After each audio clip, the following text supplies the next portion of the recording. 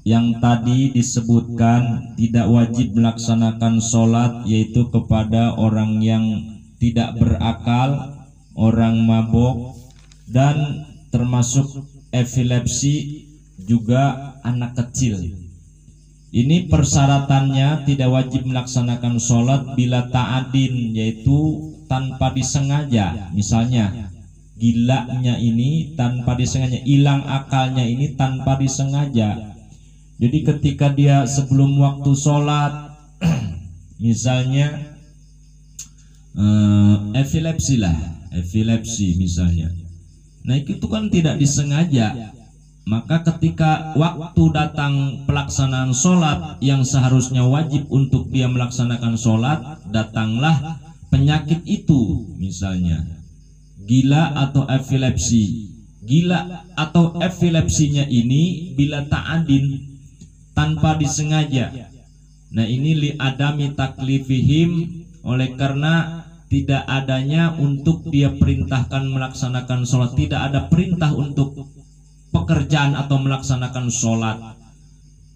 Wala ala haidin wa nufasain, dan tidak wajib melaksanakan sholat nisbat kepada kaum hawa, yang dimana dia mendapatkan atau kedatangan penyakit, kedatangan apa namanya, kebiasaan datang bulan disebutnya haid, atau apa namanya banyak datang bulan, haid, wanupasa, dan nifas. Seperti begini misalnya, ketika datang waktu sholat duhur, sebelum waktu sholat duhur mah bersih, tidak ada darah. Tapi begitu datang waktu sholat duhur, dia mau bersih-bersih, mau suci, ternyata datang bulan. Maka untuk waktu itu dan seterusnya sampai beres haid, tidak wajib kaum hawa untuk melaksanakan sholat.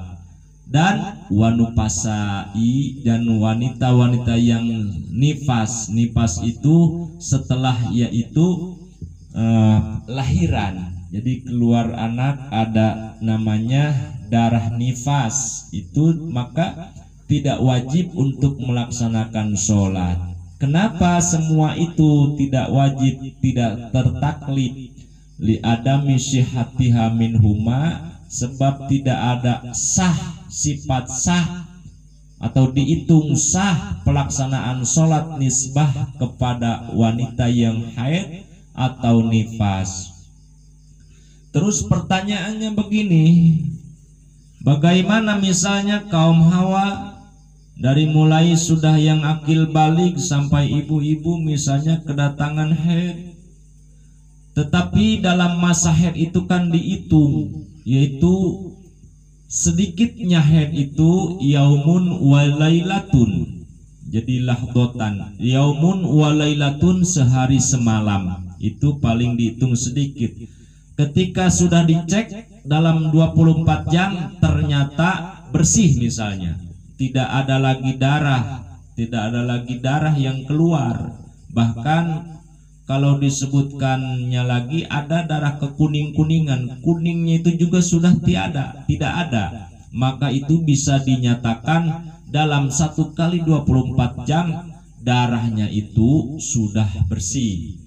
Terus kalau misalnya dalam 1 kali 24 jam masih ada, dilanjut lagi hitungannya itu sampai 7 hari sampai 15 hari, itu standarnya berapa? 7 hari, yang paling banyaknya itu 15 hari masa haid. Nah, dalam masa 15 hari ini tidak wajib untuk melaksanakan sholat kepada wanita yang haid. Nah, pertanyaannya apakah wajib mengkodok? Kan ya sholat itu ada kontan, ada kodok, jadi ada yang langsung dibayar, ada yang dihutang juga sholat, kadang-kadang gitu dihutang.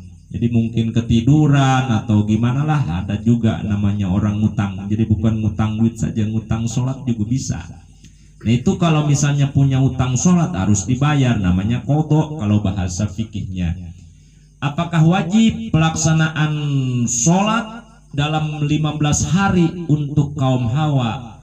Wala qada'a alaihima wala yajibu qada'u sholat alaihima, maka hukumnya tidak wajib mengqadha sholat dalam masa haid. Semasa haidnya misalnya seminggu 7 hari, setelah 7 hari dia sudah suci bersih. Nah itu 7 hari pelaksanaan sholat tidak boleh, tidak usah dikodok. Nah inilah ada bonus untuk kaum Hawa. Jadi bonusnya itu lumayan. Jadi 1 kali 24 jam kan 5 waktu, 5 kali 7 kali 5 35 waktu tidak dikodok, ya sudah saja begitu gitu. Nah itulah jadi kewajiban sholat boleh dilaksanakan dengan persyaratan yang saya sebelumnya sudah jelaskan. Tetapi kalau ada penghalang-penghalang, ada mani-mani yang menghalang kepada pelaksanaan sholat, diantaranya haid dan nifas, maka ini tidak boleh dilaksanakan. Sebab walaupun dilaksanakan misalnya sholat ini tidak sah pelaksanaannya sholat. Karena apa? Sholatnya ada najisnya, ada kotorannya, ada hadasnya namanya. Jadi tidak wajib wanita haid nifas pelaksanaan sholat.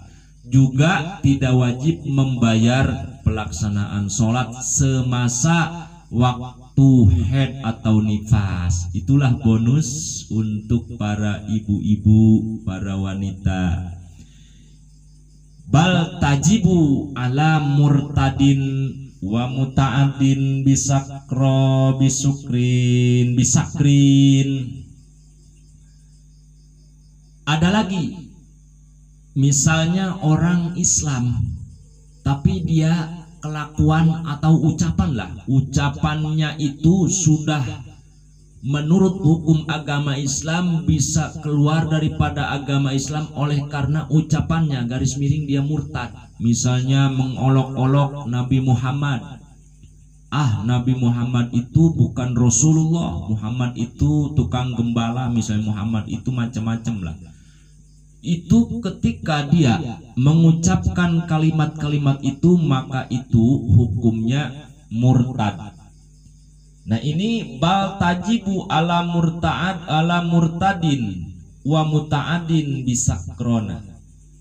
Bahkan wajib saja melaksanakan sholat kepada orang yang murtad. Maksudnya begini. Jadi ketika dia dalam masa murtad itu tetap ketaklif, tetap kena perintah walaupun dalam keadaan murtad.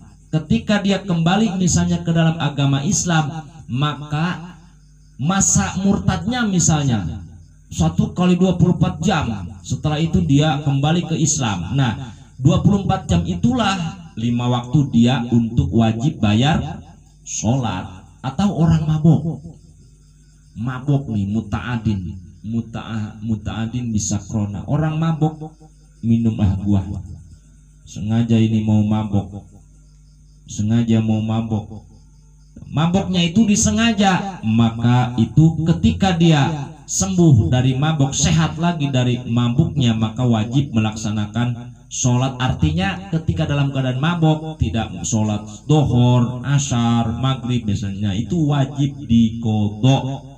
Itulah penjelasan di mana sekelumit masalah orang-orang yang tidak sah melaksanakan sholat. Demikian.